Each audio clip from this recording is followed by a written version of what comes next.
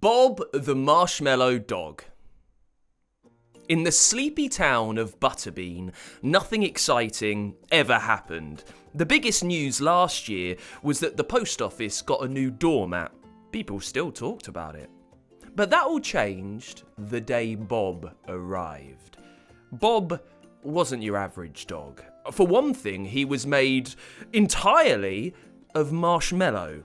Soft, squishy, and faintly strawberry scented.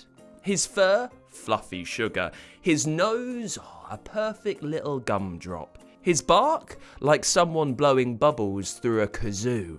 No one knew where Bob came from. One morning, he simply floated into town on a breeze, landed gently on Mrs. Figgle's lawn, and wagged his squishy tail. "Oh, aren't you adorable?" Mrs. Figgle cooed. "I shall call you Bob." And Bob wagged harder, because he was adorable and because he liked his new name. At first, everyone loved Bob. Children hugged him because he was so soft. Shopkeepers gave him free biscuits, which he ate politely, even though technically he had no stomach. Tourists came from miles around just to boop his marshmallow nose. Bob loved life in Butterbean. He chased butterflies, he played fetch, he even joined the local dog show, although he was disqualified when he accidentally melted into a puddle in the hot sun and had to be scooped back together with a spatula. But one fateful Tuesday afternoon, everything changed. It started with a rumour. "Did you hear?" whispered Mrs. Pickletuft at the bakery. "A billionaire is coming to Butterbean." "Not just a billionaire," said Mr. Crumbly from the post office. "Basil Burnington, the world's most famous sweet tycoon." Basil Burnington was the CEO of Choco Corp, a company that made chocolate bars the size of mattresses and lollipops big enough to be mistaken for wind turbines. And Basil had a terrible plan. "I've heard," said Mrs. Pickletuft, lowering her voice, "that he wants to capture Bob and turn him into the centrepiece of his new dessert range." The town gasped. Bob tilted his marshmallow head. "Boof," he squeaked. The very next day, a shiny silver airship arrived above Butterbean, blasting out Basil Burnington's theme tune. "Life is sweet if you're rich enough." A trapdoor opened and dozens of gummy bear soldiers parachuted down. Before anyone could react, they scooped up Bob into a giant candy cage. "Release me," squeaked Bob, though it came out more like "Meep." Basil appeared on a shiny screen above the town. He wore a velvet suit, a top hat, and a moustache shaped like a candy cane. "Ladies and gentlemen," he boomed, "your dog is now my dog. Soon, Bob the Marshmallow Dog will become my greatest creation, the Mega Marshmallow Mutt Sundae." The town gasped. Bob whimpered, and the airship soared into the sky. Butterbean was in chaos. "We have to save Bob," cried the children. "Who's going to guard the post office doormat now?" wailed Mr. Crumbly. Mayor Bluster held an emergency meeting. "We must act," he declared, "and I know just who can save us." He pointed to a figure in the corner, a figure no one had seen in years. It was Captain Custard, the retired dessert-themed superhero. Once, he'd saved the world from a rampaging jelly monster. Now, he mostly napped and complained about his joints. "Captain," said the mayor, "will you help us save Bob?" The old hero sighed.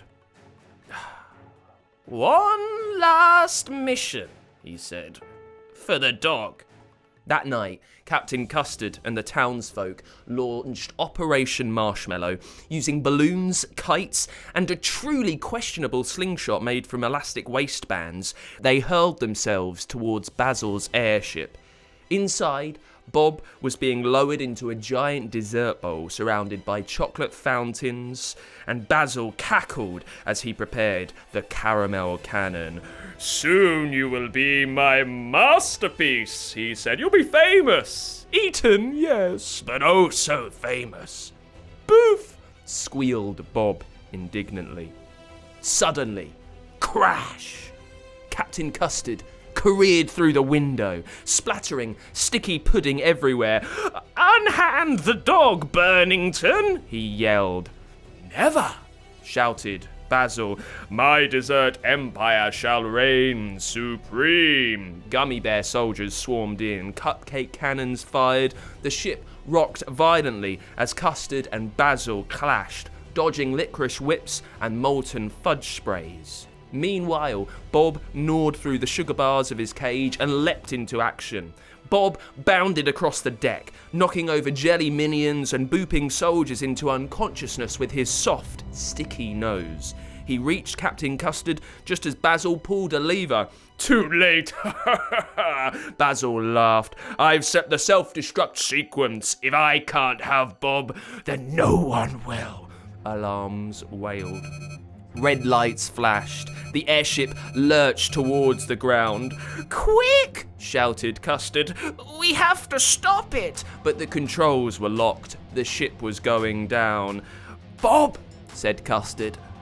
"It's up to you." Bob swallowed nervously, or would have if he had a throat. Then he did the only thing a marshmallow dog could do. He leapt into the caramel cannon. "Bob! No!" shouted Custard. Bob launched himself through the air, splattered onto the control panel, and, with a sticky squelch, pressed the emergency shutdown button with his gooey body. The self-destruct sequence stopped.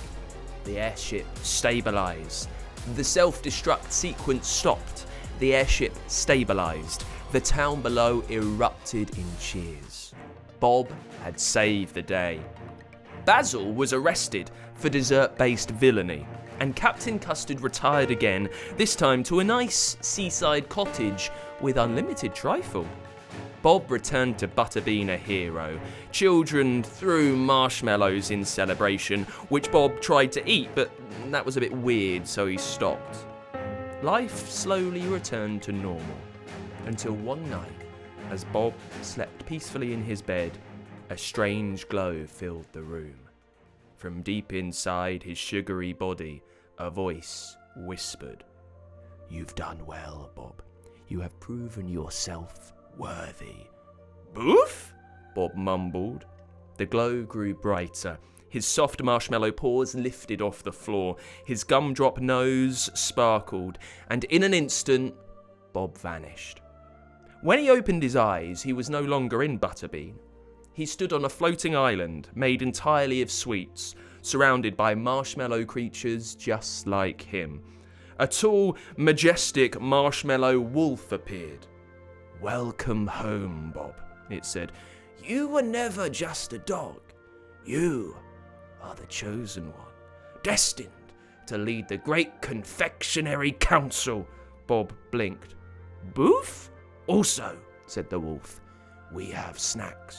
Bob wagged his tail. Adventure was only just beginning. Thank you to Teilo for coming up with the idea of Bob the Marshmallow Dog. I'm a huge fan of stories where we shove sweets into places where perhaps they shouldn't have been. Teilo, I hope you liked how Bob saved the day. If you have an idea that you'd love to see turned into a story, make sure you send it over to us on the story quest page at funkidslive.com. Got an idea for a story?